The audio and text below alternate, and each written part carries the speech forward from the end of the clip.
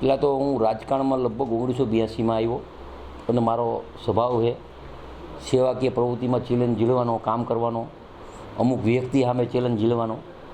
છેલ્લા 3-4 દિવસ જે મોરબીની પોઝિશન છે એમાં વરસાદના હિસાબે નુકસાની હતી, એમાં હું સોમ મંગળ ગાંધીનગર હતો. ત્યારે અહીંયા જે જરૂરિયાત હતી મોરબીની પ્રજા પાસે હું પહેલાં ક્ષમા માગું છું કે જે ખાડા છે, પાણી છે, ગટર ઉપર એના કામ તાત્કાલિક ચાલુ કરી દીધું.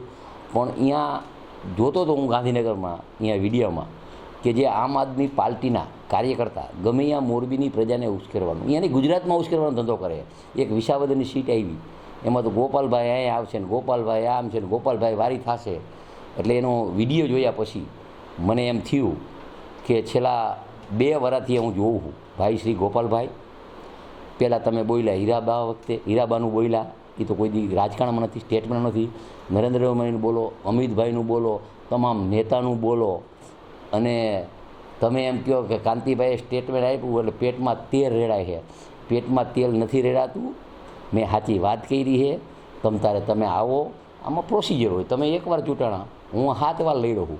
આપણે બંને આવતા સોમવારે માનનીય અધ્યક્ષશ્રીની અહીંયા જઈ બે આપણે રાજીનામું દઈ. રાજીનામું દીધા પછી ચૂંટણી આવશે. અહીંયા વિસાવદરની ચૂંટણીમાં અમારા કાર્યકર્તા લડશે ને તમારા કાર્યકર્તા લડશે. અહીંયા આપણે બેને લડવાનું. એટલે તમને ખબર પડી જાય ક્યાંય ગોપાલભાઈના નામે ધમકી ન દઈએ ને ઉછેરવાના ધંધા બંધ કરે. અને હું તો જીવાનનો પાકો હું. 98માં પણ આ મોરબીને યાર્ડ માટે હું બોલ્યો હતો કે જમીન જાય તો મારા બાપમાં ફેર હોય. એ જમીન નથી જવા દીધી. મારા ઉપર 120 BSO. મને મોરબીના કાર્યકર્તા ઉપર વિશ્વાસ છે કે મારી ચેલેન્જ ઝીલી હશે. શું કામ કે એકવાર હરાવ્યા પછી 5 વર્ષ મેં કામ કર્યું, સેવાકીય કામ, ગામના કામ. એટલે મને વિશ્વાસ છે તમે અહીંયા આવો, તમારા આમ આદમીના તમામ ભારતના નેતા આવે અને અહીંયા મોરબીના મારા ભારતીય જનતા પાર્ટીના કાર્યકર્તા, મતદારોનો વેપારી, અને આપણે બેને ચૂંટણી લડવાની છે. અને જો એમાં તમે પાછા પડ્યા તો તમારાય બાપમાં ફેર છે ને મારાય બાપમાં ફેર છે. આવતા સોમવારે તમે આવો શંકરભાઈની આપણે બને રાજીનામું દઈ, અને રાજીનામા દઈએ પછી ચૂંટણી આવે એટલે આપણે બેને લડવાનું. અને હું હારું તો તમને 2 કરોડ દેવાના. એમાં કાંઈ ખોટી વાત નથી. મારી પેટમાં ગયા. પણ આ બધું બંધ કરો તમે. એક સીટ આવી વિસાવદરની, એમાં તો આખા ગુજરાતના કાર્યકર્તા ઉપાડો લીધો. ઉછાળવાના ધંધા, ઉશ્કેરવાના ધંધા, જેમ તેમ બોલવાના ધંધા. ગોપાલભાઈ આવે છે આમ કંઈ ગોપાલભાઈ કે એવો કંઈ હાવ છે આવી જાય અહીંયા, ક્યાં હું ના પાડું. અને આવી જાઓ સોમવારે રાજીનામું દેવા, અને મારી તૈયારી છે. મોરબીની જનતા જાગૃત થઈ તો મોરબીના ધારાસભ્યના પેટમાં નકલી તેલ રેડાનું. અત્યાર સુધી જનતા અન્યાય, અત્યાચાર, શોષણ અને તાનાશાહી સહન કરી લેતી હતી તો કોઈને તકલીફ ન હતી. પણ જેવું જનતાએ બોલવાનું ચાલુ કર્યું કે ભાઈ આ તો ગટર ખરાબ છે, રોડ ખરાબ છે, પાણી ભરાઈ જાય છે, રોડ ઉપર રખડતા ઢોરનો ત્રાસ છે, ટ્રાફિક જામ છે, અનેક સમસ્યાઓને લઈને આમ જનતાએ જ્યારે અવાજ ઉઠાવવાનું ચાલુ કર્યું તો મોરબીના ધારાસભ્યના પેટમાં નકલી તેલ રેડાયું. 30 વર્ષ સુધી આ જ જનતાએ જ્યારે તમને મત આપ્યા અને સળંગ 30 વર્ષ સુધી ધારાસભ્ય બનાવ્યા તો તમને મજા આવી, તો તમને ગલગલિયા થયા, ખુશ થયા, આનંદ આવ્યો. પણ હવે એ જ જનતા જેણે તમને 30 વર્ષ સુધી ધારાસભ્ય બનાવ્યા છે, એ જ જનતા જો સોસાયટીમાં પાણી ભરાઈ જવાના મુદ્દે, પીવાનું પાણી ન આવવાના મુદ્દે, રોડ ઉપર ખાડા છે, ખરાબ રોડ છે, એના મુદ્દે તમને સવાલ કરે તો તમને હવે ગમતું નથી.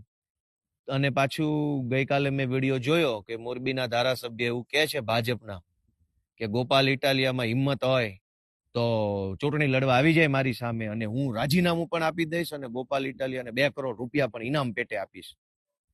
તો મારી મોરબીના ધારાસભ્યએ આપેલી આ ચેલેન્જને આપણે સ્વીકારી લઈએ છીએ સહર્ષ, રાજી ખુશીથી, કે જો તમે શુરા બોલ્યા ન ફરે, શુરા હોવ, મરદ માણસ હોવ અને એક જ વખત બોલતા હો ને જબાનના પાક્કા માણસ હોવ તો આજે 10 તારીખ થઈ છે, મોડામાં મોડું 12 તારીખે બપોરે 12 વાગ્યા સુધીમાં રાજીનામું તમારું પડી જવું જોઈએ. ગોપાલ ઇટાલિયા પણ વટથી તમારા ચેલેન્જને સ્વીકારે છે. પણ મારી એક શરત છે કે મોરબીના ધારાસભ્ય પાટીલને પૂછવા જતા નહીં. પાટીલ અંકલ, મારાથી ભૂલથી બોલાઈ ગયું છે, હું રાજીનામું આપું કે ના આપું, અંકલ પ્લીઝ મને માફ કરો, એવી બધી વાતો કરવાની નહીં. પાટીલને પૂછ્યા વગર જ તે તમારા પોતાનામાં હિંમત હોય, તમારામાં તાકાત હોય અને તમારામાં એવું ડેરિંગ હોય તો સી.આર. પાટીલને પૂછ્યા વગર, એની પરમિશન લીધા વગર, પાટીલ મને ખીજાશે, પાટીલ મને ઠપકો આપશે, પાટીલ મને મારી ઉપર કાર્યવાહી કરાવશે એવી ડર રાખ્યા વગર મોડામાં મોડું 12 તારીખે બપોરે 12 વાગ્યા સુધીમાં જો રાજીનામું તમે આપી દો તો ગોપાલભાઈ ઇટાલિયા તમારી ચેલેન્જ સ્વીકારે છે. 30 વર્ષથી તમે મોરબીના ધારાસભ્ય છો, તમને શરમ આવવી જોઈએ. તમને એવી શરમ આવવી જોઈએ, તમારે ચેલેન્જ એમ મારવી જોઈએ કે અહીંયા કોઈ આવીને, મોરબીમાં આવીને અમે જે 30 વર્ષમાં વિકાસ કર્યો છે એમાં ખામી ગોતી બતાવે, એવી ચેલેન્જ મારવા નથી. પણ તમે એવી ચેલેન્જ નથી મારી શક્યા. શું કામ? તમને ખબર છે કે બધું એવા કામની ચેલેન્જ મારશો તો ચાલે એમ જ નથી. કામ તો કંઈ કર્યા નથી. લાતી બજાર છે, પંચાસરા રોડ છે, ઉમિયા સોસાયટી છે, એસપી સરદાર પટેલ સોસાયટી, અનેક વિસ્તારો છે જે મોરબીના પોશ એરિયા કહેવાય. એમાં પાણી ભરાઈ જાય છે ચોમાસામાં. થોડોક 1 ઇંચ વરસાદ આવે ત્યાં તો રેલમછેલ થઈ જાય છે. તો 30 વર્ષથી ધારાસભ્ય હોવા છતાંય તમારે હવે મને ચેલેન્જો મારવી પડે છે. એ જ તમારી નિષ્ફળતાનો સૌથી મોટો પુરાવો છે. અને તમારી ચેલેન્જ અમે સ્વીકારી છે. તમારા પોતાના ભાજપના પાટીલ અંકલને પૂછ્યા વગર, પાટીલ અંકલનો ડર રાખ્યા વગર, તમારામાં હિંમત હોય તો 12 તારીખે બપોરે 12 વાગ્યા પહેલા રાજીનામું આપી દો. ગોપાલ ઇટાલિયા આવશે મોરબીમાં. જય જય ગરવી ગુજરાત. પહેલાં તો હું રાજકારણમાં લગભગ 1982માં આવ્યો અને મારો સ્વભાવ છે સેવાકીય પ્રવૃત્તિમાં ચેલેન્જ ઝીલવાનો, કામ કરવાનો, અમુક વ્યક્તિ સામે ચેલેન્જ ઝીલવાનો. છેલ્લા 3-4 દિવસ જે મોરબીની પોઝિશન છે એમાં વરસાદના હિસાબે નુકસાની હતી, એમાં હું સોમ મંગળ ગાંધીનગર હતો. ત્યારે અહીંયા જે જરૂરિયાત હતી મોરબીની પ્રજા પાસે હું પહેલાં ક્ષમા માગું છું કે જે ખાડા છે, પાણી છે, ગટર ઉપર એના કામ તાત્કાલિક ચાલુ કરી દીધું. પણ અહીંયા જોતો હતો હું ગાંધીનગરમાં અહીંયા વિડીયોમાં કે જે આમ આદમી પાર્ટીના કાર્યકર્તા ગમે ત્યાં મોરબીની પ્રજાને ઉશ્કેરવાનું, અહીંયાની ગુજરાતમાં ઉશ્કેરવાનો ધંધો કરે. એક વિસાવદરની સીટ આવી, એમાં તો ગોપાલભાઈ અહીંયા આવશે ને ગોપાલભાઈ આમ છે ને ગોપાલભાઈ વારી થશે. એટલે એનો વિડીયો જોયા પછી મને એમ થયું કે છેલ્લા 2 વર્ષથી હું જોઉં છું ભાઈ શ્રી ગોપાલભાઈ, પહેલાં તમે બોલ્યા હીરાબા વખતે, હીરાબાનું બોલ્યા, એ તો કોઈ દી રાજકારણમાં નથી, સ્ટેટમાં નથી. નરેન્દ્રભાઈનું બોલો, અમિતભાઈનું બોલો, તમામ નેતાનું બોલો, અને તમે એમ કહો કે કાંતિભાઈએ સ્ટેટમેન્ટ આપ્યું એટલે પેટમાં તેલ રેડાય છે. પેટમાં તેલ નથી રેડાતું. મેં સાચી વાત કરી છે. તમે આવો, આમાં પ્રોસિજર હોય. તમે એકવાર ચૂંટાણા, હું 7 વાર લઈ રહ્યો છું. આપણે બંને આવતા સોમવારે માનનીય અધ્યક્ષશ્રીની અહીંયા જઈ આપણે રાજીનામું દીધી. રાજીનામું દીધા પછી ચૂંટણી આવશે. અહીંયા વિસાવદરની ચૂંટણીમાં અમારા કાર્યકર્તા લડશે ને તમારા કાર્યકર્તા લડશે. અહીંયા આપણે બેને લડવાનું. એટલે તમને ખબર પડી જાય ક્યાંય ગોપાલભાઈના નામે ધમકી ન દઈએ ને ઉછેરવાના ધંધા બંધ કરે. અને હું તો જીવાનનો પાકો હું. 98માં પણ આ મોરબીને યાર્ડ માટે હું બોલ્યો તો કે જમીન જાય તો મારા બાપમાં ફેર હોય, એ જમીન નથી જવા દીધી. મારા ઉપર 120 BSO. મને મોરબીના કાર્યકર્તા ઉપર વિશ્વાસ છે કે મારી ચેલેન્જ ઝીલી હશે. શું કામ? કે એકવાર હરાવ્યા પછી 5 વર્ષ મેં કામ કર્યું, સેવાકીય કામ, ગામના કામ.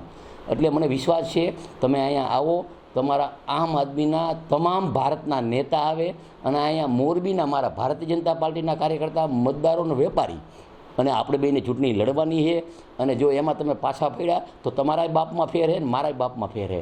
આવતા સોમવારે તમે આવો શંકરભાઈની આપણે બંને રાજીનામું દઈ અને રાજીનામા દઈએ પછી ચૂંટણી આવે એટલે આપણે બેને લડવાનું. અને હું હારું તો તમને 2 કરોડ દેવાના, એમાં કાંઈ ખોટી વાત નથી. મારી પેટમાં ગયા. પણ આ બધું બંધ કરો તમે. એક સીટ આવી વિસાવદરની, એમાં તો આખા ગુજરાતના કાર્યકર્તા ઉપાડો લીધો. ઉછાળવાના ધંધા, ઉશ્કેરવાના ધંધા, જેમ તેમ બોલવાના ધંધા. ગોપાલભાઈ આવે છે તો આમ કંઈ ગોપાલભાઈ કંઈ એવો કંઈ હાવ છે? આવી જાય અહીંયા, ક્યાં હું ના પાડું? અને આવી જાઓ સોમવારે રાજીનામું દેવા, અને મારી તૈયારી છે. મોરબીની જનતા જાગૃત થઈ તો મોરબીના ધારાસભ્યના પેટમાં નકલી તેલ રેડાનું. અત્યાર સુધી જનતા અન્યાય, અત્યાચાર, શોષણ અને તાનાશાહી સહન કરી લેતી હતી તો કોઈને તકલીફ ન હતી. પણ જેવું જનતાએ બોલવાનું ચાલુ કર્યું કે ભાઈ આ તો ગટર ખરાબ છે, રોડ ખરાબ છે, પાણી ભરાઈ જાય છે, રોડ ઉપર રખડતા ઢોરનો ત્રાસ છે, ટ્રાફિક જામ છે, અનેક સમસ્યાઓને લઈને આમ જનતાએ જ્યારે અવાજ ઉઠાવવાનું ચાલુ કર્યું તો મોરબીના ધારાસભ્યના પેટમાં નકલી તેલ રેડાયું. 30 વર્ષ સુધી આ જ જનતાએ જ્યારે તમને મત આપ્યા અને સળંગ 30 વર્ષ સુધી ધારાસભ્ય બનાવ્યા તો તમને મજા આવી, તો તમને ગલગલિયા થયા, ખુશ થયા, આનંદ આવ્યો. પણ હવે એ જ જનતા જેણે તમને 30 વર્ષ સુધી ધારાસભ્ય બનાવ્યા છે, એ જ જનતા જો સોસાયટીમાં પાણી ભરાઈ જવાના મુદ્દે, પીવાનું પાણી ન આવવાના મુદ્દે, રોડ ઉપર ખાડા છે, ખરાબ રોડ છે, એના મુદ્દે તમને સવાલ કરે તો તમને હવે ગમતું નથી.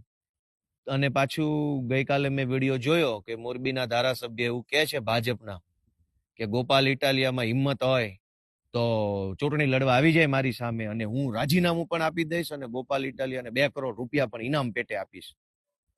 તો મારી મોરબીના ધારાસભ્યએ આપેલી આ ચેલેન્જને આપણે સ્વીકારી લઈએ છીએ સહર્ષ, રાજી ખુશીથી, કે જો તમે શુરા બોલ્યા ન ફરે, શુરા હોવ, મરદ માણસ હોવ અને એક જ વખત બોલતા હો ને જબાનના પાક્કા માણસ હોવ તો આજે 10 તારીખ થઈ છે, મોડામાં મોડું 12 તારીખે બપોરે 12 વાગ્યા સુધીમાં રાજીનામું તમારું પડી જવું જોઈએ. ગોપાલ ઇટાલિયા પણ વટથી તમારા ચેલેન્જને સ્વીકારે છે.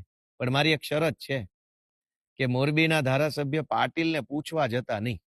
પાટીલ અંકલ, મારાથી ભૂલથી બોલાઈ ગયું છે, હું રાજીનામું આપું કે ના આપું, અંકલ પ્લીઝ મને માફ કરો, એવી બધી વાતો કરવાની નહીં.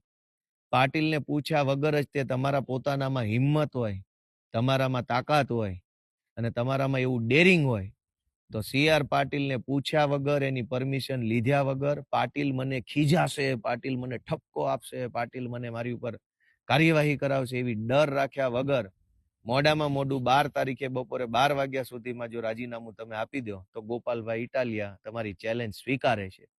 30 વર્ષથી તમે મોરબીના ધારાસભ્ય છો, તમને શરમ આવવી જોઈએ. તમને એવી શરમ આવવી જોઈએ, તમારે ચેલેન્જ એમ મારવી જોઈએ કે અહીંયા કોઈ આવીને, મોરબીમાં આવીને અમે જે 30 વર્ષમાં વિકાસ કર્યો છે એમાં ખામી ગોતી બતાવે, એવી ચેલેન્જ મારવા નથી. પણ તમે એવી ચેલેન્જ નથી મારી શક્યા. શું કામ? તમને ખબર છે કે બધું એવા કામની ચેલેન્જ મારશો તો ચાલે એમ જ નથી. કામ તો કંઈ કર્યા નથી. લાતી બજાર છે, પંચાસરા રોડ છે, ઉમિયા સોસાયટી છે, SP સરદાર પટેલ સોસાયટી, અનેક વિસ્તારો છે જે મોરબીના પોશ એરિયા કહેવાય, એમાં પાણી ભરાઈ જાય છે ચોમાસામાં. થોડોક 1 ઇંચ વરસાદ આવે ત્યાં તો રેલમછેલ થઈ જાય છે. તો 30 વર્ષથી ધારાસભ્ય હોવા છતાંય તમારે હવે મને ચેલેન્જો મારવી પડે છે, એ જ તમારી નિષ્ફળતાનો સૌથી મોટો પુરાવો છે. અને તમારી ચેલેન્જ અમે સ્વીકારી છે. તમારા પોતાના ભાજપના પાટીલ અંકલને પૂછ્યા વગર, પાટીલ અંકલનો ડર રાખ્યા વગર તમારામાં હિંમત હોય તો 12 તારીખે બપોરે 12 વાગ્યા પહેલા રાજીનામું આપી દો. ગોપાલ ઇટાલિયા આવશે મોરબીમાં. જય જય ગરવી ગુજરાત.